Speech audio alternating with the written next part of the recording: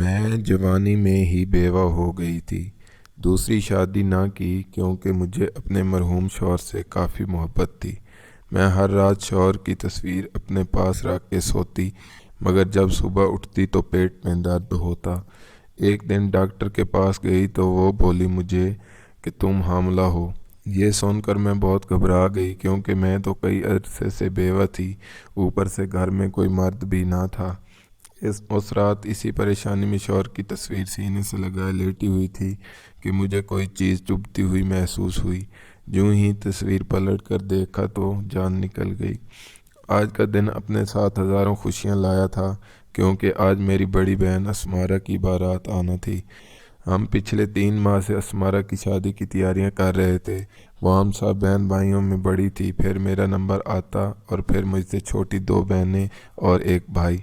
हमारे घर की ये पहली शादी थी, इसलिए हम बहन भाइयों ने बहुत हल्ला गुल्ला किया। पूरा महीना ढोलकी रखी। आज मैंने सोच रखा था कि अपने बहनोई से दूध पिलाई की रस्म में पूरे 50,000 बटोरूंगी क्योंकि वो बहुत अमीर थे। मेरे बहनोई बहुत अच्छा कमाता था। मैं सुर्ख रंग के फिराक पहने दूध का गिलास सजा रही थी जब मेरी अम्मी ने मेरा हाथ पकड़ा और मुझे अपने कमरे में ले गई। मैंने गौर किया तो वो मुझे परेशान लग रही थी। उनकी आंखों के पपोटे भी सोजिश ज़दा थे। ऐसा लगता था जैसे वो रोती रही हैं। मैं बोली, अम्मी क्या बात है, सब खैरियत तो है? अम्मी मेरे इस्फार पर बच्चों की तरह फूट फूट कर रोने लगी। फिर अम्मी ने मेरे हाथ में एक खत थमा दिया। मैंने जल्दी से वो खत खोल कर देखा तो वो असमारा की तरफ से था। उसमें लिखा था कि अम्मी, मुझ में हौसला नहीं था कि अपने दिल की बात आपसे रूबरू कह सकती, इसलिए ख़त का सहारा ले रही हूँ। मैं हमज़ा से शादी नहीं करना चाहती क्योंकि मैं तो किसी और लड़के को पसंद करती हूँ। मैंने अपनी मोहब्बत पर समझौता कर लिया था, मगर आज उसने मुझे कहा कि अगर मैं उसके साथ ना भागी तो वो जहर खाकर अपनी जान दे देगा। अम्मी, मैं ऐसा नहीं होने दे सकती थी, इसलिए अपनी मोहब्बत के साथ भाग रही हूँ।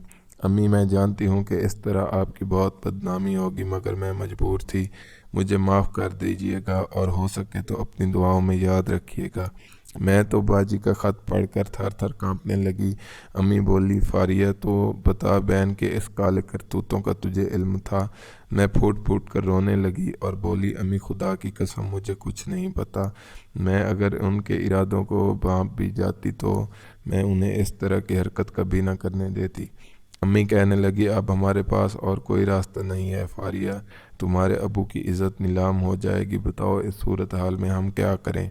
मैं बोली, अम्मी मैं नहीं जानती हमें क्या करना चाहिए, लेकिन आप जो कहेंगी आपके हुक्म के आगे सर झुका लूँगी। अम्मी ने मेरे सर पर हाथ रखा और बोली, अपने बाप की इज़्ज़त बचा ले, अपनी बदबख्त बहन की जगह तुम दुल्हन बन जाओ। मैं हक्का बक्का रह गई। मुझे अम्मी से इस बात की तवक्को नहीं थी। मैं बोली, अम्मी ऐसा कैसे हो सकता है? अगर मैं आपकी ये बात मान भी लूँ और शादी कर भी लूँ तो खुद सोचें, जब मेरे ससुरालियों को इस बात का इल्म होगा तो वो मेरे साथ क्या सलूक करेंगे। वो तो मेरा जीना हराम कर देंगे। अम्मी कहने लगी, हाँ फारिया, तुम दुरुस्त कह रही हो, मगर तुम्हें एक बात का इल्म है, तुम्हारे अब्बू दिल के मरीज़ हैं, वो ये सदमा बर्दाश्त नहीं कर पाएंगे। आगे तुम्हारी मर्ज़ी है, अपने बाप को कफन पहना दो या फिर सुर्ख लहंगा पहन लो। मैंने उस लहंगे की जानिब देखा तो आंखों से आंसू बहने लगे। फिर मुझे अपने बाप की खातिर अपनी खुशियों की कुर्बानी देनी पड़ी। इतनी यकीन दहानी अम्मी ने मुझे करवा दी थी कि मेरे ससुराली यहाँ क्या घूंघट नहीं हटाएंगे। मैं घूंघट के अंदर छुपी सारी तकरीब में रोती रही। मैं तो ये सोच भी नहीं पा रही थी कि जब मेरा दूल्हा घूंघट उठाएगा तो वो मेरे साथ क्या सलूक करेगा। यकीनी तौर पर वो जल्लाद की तरह पेश आएगा। वो अपने घर वालों को कमरे में बुला लेगा और फिर वो मुझ पर लानत मलामत करेंगे। मैं रोती रही। खैर मेरे अब्बू ने मेरे सर पर हाथ रख कर मुझे रुखसत कर दिया। वो नहीं जानते थे कि मैं असमारा नहीं बल्कि फारिया हूँ। खैर मैं रुखसत होकर घर आ चुकी थी। मेरी सास मुझे मेहमानों में बिठाकर चंद रसूमात करना चाहती थी। मैंने सर दर्द का बहाना बनाया और हमज़ा से कहा कि मैं कमरे में जाना चाहती हूँ। हमज़ा ने अपनी वालदा से कह दिया कि आप बाकी रस्में सुबह कर लीजिएगा। उन्हें कोई एतराज़ नहीं हुआ। मुझे कमरे में लाकर बिठा दिया गया। मेरा दाम घुटने लगा। थोड़ी देर बाद ही हमज़ा भी कमरे में आ गए। उन्होंने जल्दी से मेरा घूंघट पलट दिया। वो मुझे देखकर चंद लम्हों के लिए बिल्कुल दंग रह गए। वो तो कुछ बोलने की पोजीशन में भी नहीं थे। फिर उन्होंने बड़ी देर बाद जो जुमला कहा मेरे असाब को तोड़ने के लिए काफ़ी था। वो बोले, तुम अस्मारा की छोटी बहन फारिया हो ना? मैंने इस बात में सर हिलाया। वो बोले, तुम यहाँ क्या कर रही हो? इस कदर रो क्यों रही हो? कुछ बताओ मुझे। मैंने रोते हुए कहा, बाजी आज घर से भाग गई हैं, हमें उनके मुतल्लिक नहीं पता था कि वो कभी ऐसा कर सकती हैं। अम्मी ने ही उनका ख़त मुझे दिखाया जिसने उन्होंने कहा कि वो किसी और से मोहब्बत करती हैं, इसलिए उसके साथ घर छोड़ कर जा रही हैं। अम्मी बहुत परेशान हो चुकी थी, उन्हें अब्बू की इज़्ज़त की फ़िक्र थी, इसलिए मेरे सर पर दुपट्टा डालकर मुझे रुखसत कर दिया। हमज़ा ने अपना सर पकड़ लिया। वो बोले, अच्छा जब मौलवी साहब ने निकाह पढ़ाया तो मुझे लगा वो अस्मारा की जगह फारिया कह रहे हैं, मगर तब मैंने सर झटक दिया कि मेरा वहम है। मैं बोली, जी अम्मी ने ही मौलवी साहब से मेरा निकाह पढ़ाने का कहा था। अम्मी कहने लगी कि सब मेहमान तो अपने आप में मसरूफ़ हैं, किसी का नाम किसी की तरफ ध्यान नहीं जाएगा। हमज़ा ने सर हिला दिया। फिर वो बोले, तुम इस कदर घबराई हुई क्यों हो? तुम्हें ये रिश्ता मंजूर नहीं था क्या? मैं बोली, मुझे नहीं पता कि मुझे ये रिश्ता मंजूर है या नहीं। उस वक्त मुझे जो चीज़ डरा रही है वो ये है कि अब आप और आपकी फैमिली मेरे साथ क्या सलूक करेंगे। हमज़ा कहने लगे, फारिया तुम एक बहुत अच्छी लड़की हो। इस बात का सबूत यही है कि तुमने अपनी बहन की गलती को सुधारने के लिए ख़ुद को पेश कर दिया। तुमने अपने वालिदैन को रुसवाई से बचा लिया। फिर अगर आज बारात खाली वापस लौटती तो यकीनन हमारी भी बहुत बदनामी होती। तुमने तो हमें भी बदनामी से बचाया है। वो आप मुस्कुराने लगे थे, कहने लगे, फारिया ये तुम एक अच्छी खासी प्यारी लड़की हो, मुझे तुम्हें अपनाने में कोई मसला नहीं है। मैं तो हमज़ा की बातें सुनकर हैरान हो गई। क्या कोई सच में इतना अच्छा हो सकता है? मैं भी अब ज़रा पुरसुकून हो गई। तब हमज़ा ने मुझे अपना मोबाइल फ़ोन दिया और कहने लगे, लो घर वालों से बात कर लो, अपनी वालदा को बताओ कि हमज़ा को सच्चाई का पता चल चुका है, वो परेशान होंगी। नहीं, दिलासा उन्हें दिलासा दो। हमज़ा की बात सच साबित हुई। जब मैंने अम्मी को फ़ोन किया तो रोने लगी, कहने लगी, जब तुम रुखसत होकर गई हो मैं सूली पर लटकी हूँ। अच्छा हुआ तुमने मुझे फ़ोन करके हालात से आगाह कर दिया। जब सुबह मेरी असलियत घर वालों में खुली तो सब से बहुत एतराज़ किया। मेरी सास तो कहने लगी, हमज़ा इसे अभी तलाक देकर घर से निकाल दो, इसके वालिदैन को भी तो पता चले कि ये धोखा नहीं है, ये रिश्ता ना होगा यूं हम जैसे मंडी सब्ज़ी लेने गए हों, देखा या कुछ और पैक करके कुछ और दे दिया। तब हमज़ा ने सबको पुरसुकून किया। उसने सबसे कहा कि मुझे फारिया अच्छी लगी है, अगर आप में किसी फारिया के साथ बुरा सलूक किया तो मुझे बहुत दुख होगा। खैर फिर हमज़ा ने बहुत बड़ा वलीमा भी किया। मेरा मान बहुत बढ़ गया। वलीमे के बाद सब मेहमान चले गए। मैंने महसूस किया कि मेरी सास अभी भी मुझ पर कुछ खींची खींची सी रहती थी। हम दोनों के दरमियान सर दीवार को भी हमज़ा ने गिरा दिया। उसने अपनी वालदा को मजबूर कर दिया कि वो मेरा ख्याल रखें। मेरी सास का दिल भी पिघल ही गया। अब हम दोनों बहुत अच्छी दोस्ती हो गई। हमज़ा को 3 माह की छुट्टी मिली। उस 3 माह में हमज़ा ने मुझे हर खुशी दी। वो मुझे कभी घुमाने ले जाते तो कभी शॉपिंग करवाने के लिए जाया करते। ज़िंदगी बहुत हसीन लगने लगी थी। फिर हमज़ा की छुट्टी ख़त्म हो गई तो वो वापस दूसरे शहर चले गए। हमज़ा के जाने के बाद भी मेरी सास मेरे साथ बहुत अच्छी थी। एक दिन उन्होंने मुझे अपने पास बुलाया और कहने लगी, बहू हमज़ा 3-4 माह की छुट्टी लेकर आया था, वो यूं ही चला गया है या कोई खुशखबरी भी है? मैं अपनी सास की बात सुनकर परेशान हो गई। इस मुतल्लिक तो मैंने सोचा ही नहीं। मैं अब तक उम्मीद से नहीं हुई थी। मैंने अपनी सास को बताया कि कोई खुशखबरी नहीं है तो वो कुछ मायूस हो गई। कहने लगी, बहू मेरे बेटे की जॉब ऐसी है कि उनकी शहादत की खबर किसी वक्त भी आ सकती है। मैं चाहती हूँ कि मेरा बेटा हज़ारों साल जिए, मगर मैंने उससे कह दिया है कि जहाँ फ़र्ज़ की बात आए वो एक लम्हे भी ताख़ीर ना करे। इसलिए मैं चाहती हूँ कि मेरे बेटे की निशानी मेरे पास हो। मैं अपनी सास की बात सुनकर लरज़ गई। मैं बोली, आंटी खुदारा ऐसी बातें ना करें, मेरे दिल को कुछ होता है। वो मुस्कुरा दी और मेरे सर पर हाथ रख कर दुआ दी कि तुम सदा सुहागन रहो। कहते हुए, अपनी बेटी तुम ऐसा करो, कुछ अरसे के लिए हमज़ा के पास चली जाओ, तुम तक अपनी बहन के घर चली जाओगी। हमज़ा को सरकारी क्वार्टर तो मिल ही गया है, तुम उसके पास जाकर रह आओ। حمزہ کو بھی اولاد کی بہت خواہش تھی۔ میں اپنی ساس سے اس قسم کی بات کی توقع نہیں تھی۔ مجھے تو لگا کہ وہ مجھے ہمیشہ میرے شوہر سے دور رکھیں گی اور اس کے پاس نہیں جانے دیں گی، مگر انہوں نے میری اس قیاس آرائی کو غلط ثابت کر دیا۔ میری ساس نے حمزہ کو فون کر کے کہہ دیا کہ وہ مجھے بلانے کے لیے تمام انتظامات مکمل کر لے۔ رات میں مجھے حمزہ کی کال آ گئی۔ وہ بہت خوش لگ رہے تھے، کہنے لگے لگتا ہے میرے جانے کے بعد تم نے رو رو کر اپنا برا حال کر لیا ہے، جو امی تمہیں میرے پاس بھیجنے پر راضی ہو گئی ہیں۔ میں مسکرا دی۔ وہ کہنے لگے میں نے جب یہ خبر سنی ہے کہ تم میرے پاس رہنے کے لیے آ رہی ہو، میں خوشی سے پھولے نہیں سما رہا۔ میں کل تک سارے انتظامات کر لوں گا اور پھر آ کر تمہیں لے جاؤں گا۔ مجھے یہ سب خواب کی مانند لگ رہا تھا۔ خیر جو بھی تھا، میں بے انتہا خوش تھی۔ میں نے اپنا سارا سامان پیک کر لیا تھا۔ میری ساس بھی مجھے دیکھ دیکھ کر مسکراتی رہی۔ شام میں حمزہ کا فون آنا تھا، پھر اس نے مجھے بتانا تھا کہ انتظامات مکمل ہو گئے ہیں یا نہیں۔ شام ہوئی تو حمزہ کے نمبر سے فون آنے لگا۔ میں نے لرزتے ہاتھوں سے کال اٹھائی۔ کسی نے ہیلو کیا تھا۔ یہ ہیلو میرے حمزہ کا تو نہیں تھا۔ میں گھبرا گئی تھی۔ میں بولی جی کون؟ دوسری جانب سے آواز آئی آپ حمزہ کے گھر سے بات کر رہی ہیں؟ میں نے جلدی سے کہا جی میں ان کی اہلیہ بات کر رہی ہوں۔ فون پر خاموشی چھا گئی۔ پھر سے آواز آئی آپ حمزہ صاحب کی شہادت پر بہت مبارکباد ہو۔ یہ الفاظ مجھ پر گولے کی طرح آ کر گرے تھے۔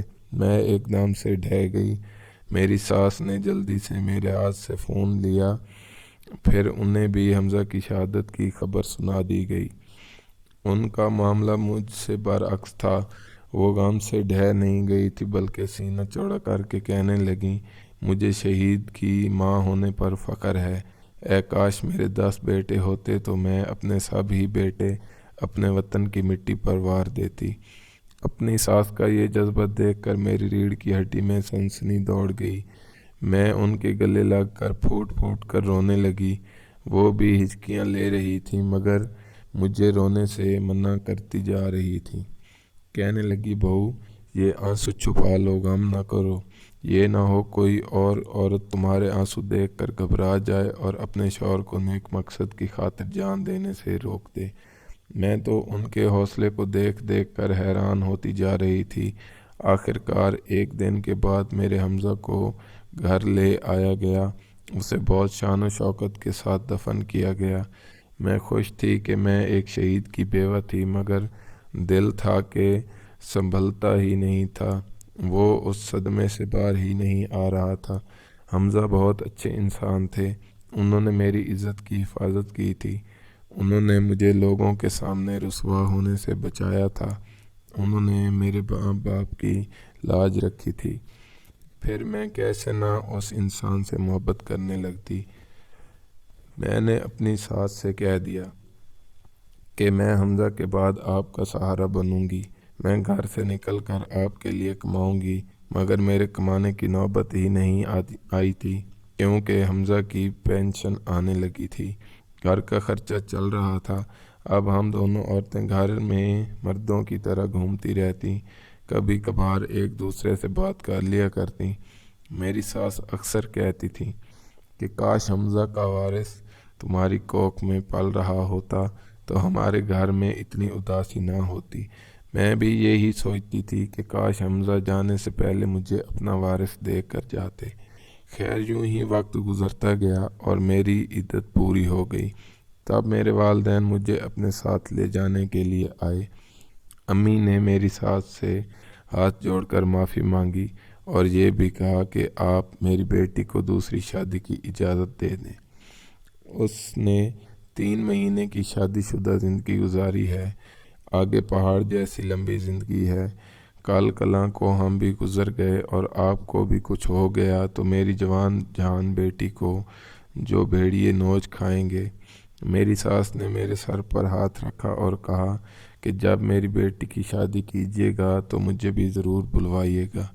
میری امی بہت خوش ہو گئیں، مگر میں نے ان کے ساتھ جانے سے انکار کر دیا۔ میں بولی امی حمزہ نے جانے سے پہلے مجھ سے وعدہ لیا تھا۔ وہ مجھے کہہ کر گئے تھے کہ تم میری والدہ کا بہت خیال رکھنا۔ امی میں اپنے مرحوم شوہر کا حکم نہیں ٹال سکتی۔ میں اپنی ساس کو چھوڑ کر کہیں بھی نہیں جاؤں گی۔ پھر ابو اور امی نے ایڑی چوٹی کا زور لگایا، مگر میں ان کے ساتھ نہیں گئی۔ میرے پاس زندگی بسر کرنے کے لیے حمزہ کی بہت سی یادیں تھیں۔ میں ہر شب حمزہ کی تصویر کو گلے سے لگا کر سوتی اور ان سے ڈھیریں باتیں کرتی تھی۔ یوں ہی میری زندگی کے 3 برس بیت گئے۔ میری ساس بہت زیادہ بوڑھی ہو چکی تھی۔ میں ان کا بہت خیال رکھا کرتی تھی، مگر اب کچھ دنوں سے میری خود کی طبیعت ٹھیک نہیں تھی۔ میری ساس بھی مجھ سے کہنے لگی کہ فاریہ، تم اپنا بالکل بھی خیال نہیں رکھتی، دیکھو تو کتنی کمزور ہو گئی ہو۔ میں ان کی بات ہنس کر ٹال دیا کرتی تھی۔ ایک دن میری ساس کہنے لگی، فاریہ، میں بہت زیادہ بوڑھی ہو چکی ہوں، میری زندگی کا کوئی بھروسہ نہیں ہے، تم میری بچی شادی کر لو۔ کہیں ایسا نہ ہو جب میں مر کر حمزہ کے روبرو جاؤں تو وہ مجھے دیکھ کر منہ پھیر لے اور مجھ سے یہ سوال کرے کہ آپ میری بیوی کو کس کے پاس چھوڑ کر آئی ہیں۔ میں رونے لگی اور اپنی ساس سے کہا کہ آپ کے مرے بیٹے کی قسم ہے، آپ نے آج کے بعد میری شادی کا نام نہیں لینا۔ میری ساس اپنا سر پیٹ کر رہ گئی۔ اب میری طبیعت ہر وقت خراب رہنے لگی تھی۔ جی گھبرا رہا تھا، ہر وقت جی متلاتا، مگر میں اپنی اس بیماری کو نظر انداز کر دیتی۔ لیکن یہ سب کچھ میری ساس کی زیر نگاہوں سے بچ نہیں سکا۔ وہ کہنے لگی، میری بیٹی، تم بہت کمزور ہوتی جا رہی ہو، میں تمہاری وجہ سے بہت فکر مند ہوں، تم چلو میرے ساتھ، میں تمہیں ڈاکٹر کے پاس لے چلوں۔ میں نے انکار کر دیا، مگر آج تو میری ساس بچوں کی طرح ضد کرنے لگی۔ وہ کہنے لگی، میں تمہیں ہر حال میں اپنے ساتھ لے کر جاؤں گی، اور یوں وہ مجھے ڈاکٹر کے پاس لے گئی۔ ڈاکٹر نے میرے کچھ ٹیسٹ کیے اور میرا چیک اپ کرنے کے بعد بولی، بہت بہت مبارک ہو، آپ تو حاملہ ہیں۔ یہ بات سن کر میں اور میری ساس دونوں ہکا بکا رہ گئیں۔ ہم نے ایک دوسرے کی جانب دیکھا۔ ڈاکٹر ادویات کا بتا رہی اور احتیاط کا کہتی رہی، مگر میرے پلے اس کی کوئی بات نہیں پڑی۔ میرا دماغ تو اسی بات پر الجھ گیا کہ یہ کیسے ممکن ہو سکتا ہے کہ میں حاملہ ہوں۔ خیر، ہم دونوں ساس بہو گھر آ چکے تھے۔ سارا رستہ ہی ہم دونوں چپ رہے۔ اب گھر آ کر میری ساس نے میرے سر پر ہاتھ رکھا اور بولی، بیٹی، اس بچے کے باپ کو فون کر کے بلا لو، میں تم دونوں کا نکاح کروا دوں گی۔ اگر تمہیں اس بات کا خوف ہے کہ میں تنہا رہ جاؤں گی تو تم ایسا کرنا کہ میرے لیے کسی ملازمہ کا انتظام کر دینا۔ اللہ کا دیا ہوا سب کچھ ہے ہمارے پاس، پھر فکر کیا بات۔ میں اپنی ساس کے گلے لا کر پھوٹ پھوٹ کر رونے لگی۔ میں بولی، آنٹی، حمزہ میری زندگی میں آنے والا پہلا اور آخری شخص تھا۔ اس کے بعد میں نے کبھی کسی آدمی کے متعلق سوچا بھی نہیں ہے، شاید ڈاکٹر جھوٹ بول رہی ہوں۔ میری ساس مسکرانے لگی اور بولی، بیٹی، گھبرانے کی ضرورت نہیں ہے، تم جوان جہان لڑکی ہو، میں جانتی ہوں کہ تمہیں زندگی بسر کرنے کے لیے سہارے کی ضرورت تھی، اچھا ہوا تم نے ڈھونڈ لیا۔ بیٹی، میں تمہیں غلط تو نہیں کہہ رہی، پھر تم کیوں گھبرا رہی ہو؟ میں کچھ کہے بنا کمرے میں گئی اور قرآن پاک اٹھا کر لے آئی۔ میں بولی، اس کتاب پر ہاتھ رکھ کر کہتی ہوں کہ میں کسی مرد سے نہ تو ملی ہوں اور نہ ہی بات کرتی ہوں۔ اب میری ساس بھی پریشان ہو چکی تھی۔ وہ کہنے لگی، یہ تو بہت فکر کی بات ہے، نہ جانے ہمارے گھر پر کون نقب لگا جاتا ہے۔ اب میں اور میری ساس دونوں ہی بہت پریشان تھی۔ میری ساس کہنے لگی، بیٹی، ہمیں مجرم کو لازمی ڈھونڈنا ہے، آج شب نہ تم سونا اور نہ ہی میں سوؤں گی، پھر دیکھتے ہیں کہ یہ سب کس کا کیا دھرا ہے۔ خیر، رات ہوئی تو میں پلان کے مطابق اپنے شوہر کی تصویر سینے پر رکھ کر سونے کا ناٹک کرنے لگی۔ تقریباً رات کے 12 بجے مجھے ایسا محسوس ہوا جیسے کوئی شخص میرے کمرے میں داخل ہوا ہے۔ میں نے جلدی سے دونوں آنکھیں کھول دیں اور اٹھ کر بیٹھ گئی۔ تب مجھے ایک رومال نظر آیا جو آنے والا شخص میری ناک پر رکھ کر مجھے بے ہوش کرنے والا تھا، مگر میں اٹھ کر بیٹھ گئی۔ سامنے نظر پڑی تو میں دنگ رہ گئی۔ زمین و آسمان کی گردش رک گئی تھی۔ وہ کوئی اور نہیں بلکہ میرا اپنا شوہر تھا۔ میرے سامنے حمزہ کھڑا تھا۔ تب ہی میرے کمرے کا دروازہ پھر سے کھلا اور میری ساس بھی کمرے میں آ گئی۔ وہ بھی حمزہ کو دیکھ کر دنگ رہ گئیں۔ وہ بھاگ کر آئی اور حمزے کے گلے لگ گئیں۔ وہ کہنے لگی، حمزہ تم کہاں رہ گئے تھے؟ جبکہ میں تو کچھ بول ہی نہیں پا رہی تھی۔ میں سن سی بیٹھی ہوئی تھی۔ حمزہ ٹھہر ٹھہر کر بولنے لگا۔ وہ کہنے لگا، امی آپ تو جانتی ہیں نا کہ میں ایک جاسوس ہوں۔ میں ملک کی خاطر دشمنوں اور باغیوں کی جاسوسی کرتا تھا۔ جن دنوں میری شادی ہوئی تھی ان دنوں اعلیٰ حکام کو پتہ چلا تھا کہ ہمارے ملک میں دشمن داخل ہو چکے ہیں جو اہم رازوں کو حاصل کر کے ملک میں شر اور فساد پھیلانا چاہتے ہیں۔ میں ایک ماہر جاسوس تھا، اس لیے مجھے واپس ڈیوٹی پر بلوا لیا گیا۔ سب کوئی ٹھیک ٹھاک چل رہا تھا، مگر پھر آپ نے یہ فیصلہ کیا کہ فاریہ کو میرے پاس بھیج دینا ہے۔ اس لیے مجھے اپنی موت کا جھوٹا ناٹک کرنا پڑا۔ امی میرے ساتھ جو لڑکا اس ٹاسک میں شامل تھا وہ شہید ہو گیا تھا۔ اس کے آگے پیچھے کوئی نہیں تھا اور اس کا پورا چہرہ بھی جھلسا ہوا تھا، اس لیے میں نے یہ کہلوا دیا کہ وہ میری لاش ہے، کیونکہ اس ٹاسک میں میرے بچنے کے امکانات بہت کم تھے اور یہ بھی ہو سکتا تھا کہ میری لاش بھی آپ کو نہ ملتی۔ میں نے اپنی طرف سے لاش بھجوا کر کام تمام کر دیا، لیکن میری خوش قسمتی یہ کہ ٹاسک بھی مکمل ہو گیا اور میں بھی بچ گیا۔ اب میں واپس آنا چاہتا تھا مگر آپ دونوں سے شرمندہ تھا، سمجھ نہیں آتا کہ کیا کروں۔ بس پھر میں نے یہ پلان کیا کہ جب فاریہ حاملہ ہو جائے گی تو آپ لوگ بچے کے باپ کو تلاش کرتے کرتے مجھ تک پہنچ جائیں گے۔ وہی ہوا نا؟ امی آپ کو بہت مبارک ہو، آپ دادی بننے والی ہیں۔ وہ دونوں ماں بیٹے بہت خوش تھے۔ پھر میری ساس کمرے میں چلی گئی تو حمزہ میری جانب متوجہ ہوا۔ وہ مسکرا کر بولا، مجھے معاف نہیں کرو گی؟ میں چیخنے لگی۔ میں بولی، میں نے 3 سال بیوہ کا عذاب سہا، کیا وہ قابل معافی ہے؟ میں نے اپنی زندگی کے 3 خوبصورت سال غم کی نظر کر دیے، کیا یہ کام ہے؟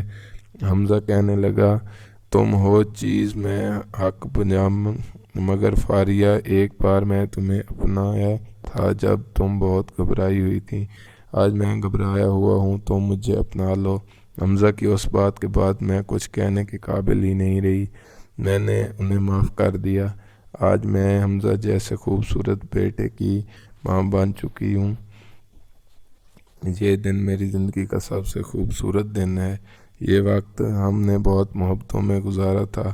میں اللہ کی شکر گزار ہوں کہ اس نے میرا شوہر مجھے واپس لوٹا دیا اور اس کی غیر موجودگی میں میرے قدموں کو بہکنے سے روک لیا، ورنہ شاید آج میری قسمت میں یہ خوشیاں نہ ہوتی۔